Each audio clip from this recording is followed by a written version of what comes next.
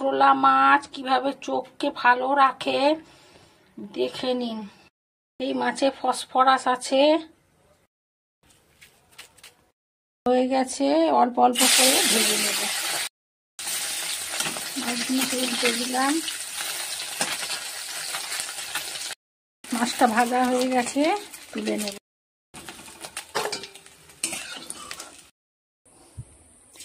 একটা শুকনো লঙ্কা সরষে তেঁতুলটা ভিজিয়ে রেখেছি, দিয়ে দেব।